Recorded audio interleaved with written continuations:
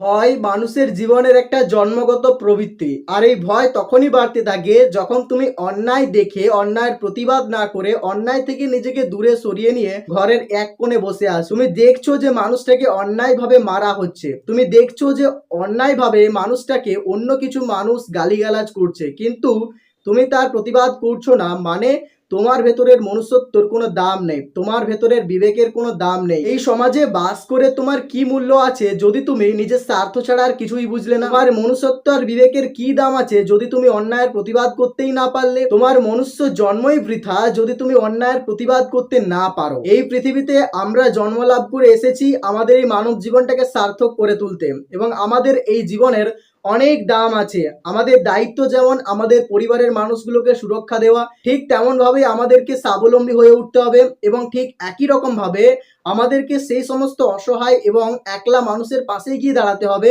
যারা তোমার কাছ থেকে একটু মানসিক সাপোর্ট খোঁজে, যারা তোমার কাছ থেকে আর্থিক সাহায্য খোঁজে না, যারা চায় তাদেরকে একটু মানসিক সাহায্য তুমি করো। মানসিক সাহায্য দিতে কখনোই অর্থের প্রয়োজন হয় না, শুধু সাহসের দরকার হয়। যে সাহসটাই এখনকার মানুষের মন থেকে হারিয়ে যাচ্ছে, ফলে তারা আরো ভীত হয়ে পড়ছে। ভীতু মানসিকতা নিয়ে বেঁচে থাকার কোনো লাভ নেই যদি তুমি সবসময় অন্যকে দোষারোপ করতে থাকো। আর এই দোষারোপের জন্য যখন তুমি কাউকে সাহায্য করতে যাচ্ছ না বা অন্যায়ের বিরুদ্ধে প্রতিবাদ করছো না, তখন কিন্তু তুমি সব থেকে বড় পাপ করছো।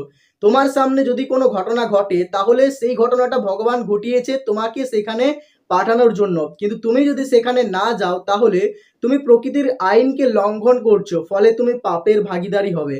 আমাদের প্রত্যেকের উচিত আমাদের সামনে ঘটে চলা প্রত্যেকটা অন্যায় আর অবিচারের প্রতিবাদ করা। কিছু করতে না পারি অন্তত সেখানে দু চারটা কথা বলে প্রতিবাদের ভাষাটাকে আর নিজেদের ভেতরের মনুষ্যত্ব আর বিবেকটাকে জিইয়ে রাখাই আমাদের কাজ। আর এটা যদি প্রথম দিকে শুরু করতে পারো, তারপর আস্তে আস্তে দেখবে তোমাকে আর বলতে হবে না, তুমি নিজেই যেখানে অন্যায় হচ্ছে সেখানে ঝাঁপিয়ে পড়ে এটা করতে থাকলে তুমি একটা সময় পর দেখবে যেখানে যখনই অন্যায় ঘটুক না কেন তুমি তার প্রতিবাদ করতে সবার আগে যাচ্ছ।